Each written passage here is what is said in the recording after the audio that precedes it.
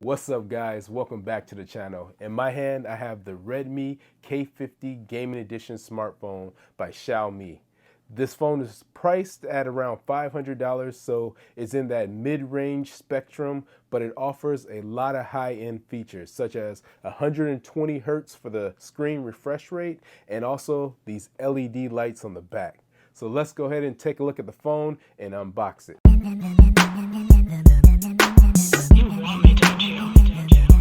So just taking a look around the box, we see the Redmi K50 Gaming has been tuned with Dolby Atmos and also JBL sound. So when playing your games or watching your movies, you should have high quality picture coming from this display. So let's go ahead and open this box up, check out what we get. So first off, looks like we get a SIM ejector tool. And inside, look at that. We get a case. Now you guys know how I feel about this. Not a lot of manufacturers and the bigger phone companies are providing you with a case in the box, so that's always a plus. Also get your user guide, just telling you a little bit about the phone. See, this is in Chinese. Clearly I don't speak Chinese, but it shouldn't be too hard to figure out. Put this to the side as well. Right off, this is a beautiful phone. So the back of this display is glass and it has an aluminum frame around it. The front of the display is also Corning Gorilla Glass Victus. So we'll be checking that out soon, but let's see what else you get underneath the phone. Look at that. You get a 120 watt charging brick right in the box. You also get a nice cable here, and this is USB type C to USB type A. And that's about it. One thing I'm excited about with this K50 Gaming is the pop-out triggers. And so we'll be taking a look at that shortly as well. But first, let's just go over the phone. So as I mentioned, the back is glass and is Corning Gorilla Glass Victus, as well as the front.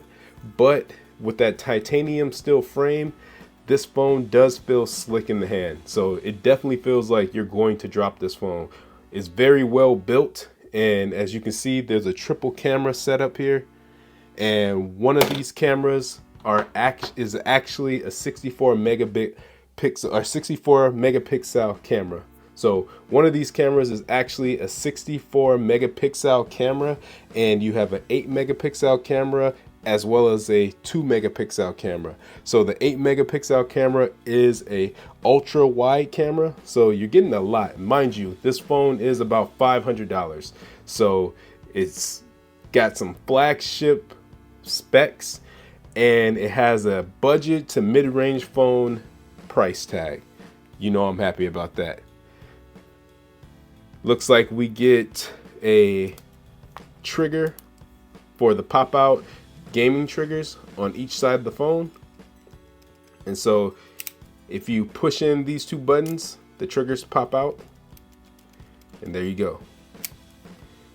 On this side, you get your fingerprint sensor, volume up, volume down, SIM ejector tray.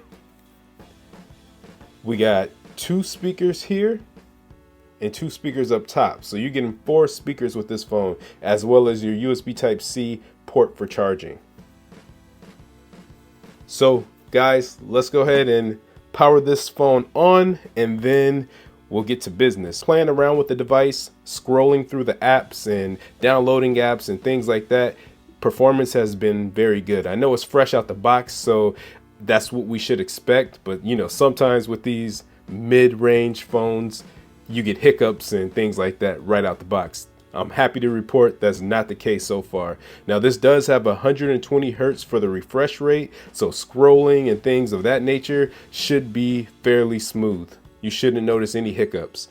This is also a 6.67 inch display, And as we mentioned, it does have that Corning Gorilla Glass Victus on the front and back of this device, but the display itself is a 1080 by 2400 pixels. So that's 395 for the PPI. So you shouldn't be seeing pixelated images or anything like that if you have HD on or HDR images, things like that. You should be fine. This is actually a nice display for the price, and the phone also looks great. So let's go ahead and jump into a quick camera test, and I'll throw these pictures up so you guys can see and be the judge. And then I'm just going to be taking a picture of what I have on my desk, seeing how well this 64 megapixel camera stacks up.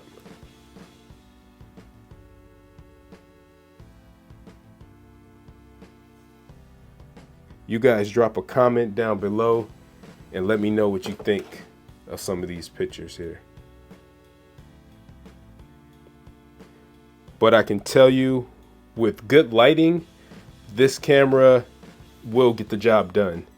Now, it's not going to be Galaxy S22, 23 tier, or maybe even your iPhone 14 Pro Max tier, but the camera is a good camera, and it will get you by for those Instagram pictures, you know, whatever you guys like to do in your spare time. Let's jump over to YouTube and test out these JBL speakers. You get 2 up top and 2 on the bottom, so that should offer some rich surround sound. So we're gonna head over to the channel. I got it loaded up, and let's just play this. PlayStation 5 accessories, as well as a figurine model, all Dragon Ball Z themed. So I hope you got your flying Nimbus and your gi on. Without further ado, let's jump right into it.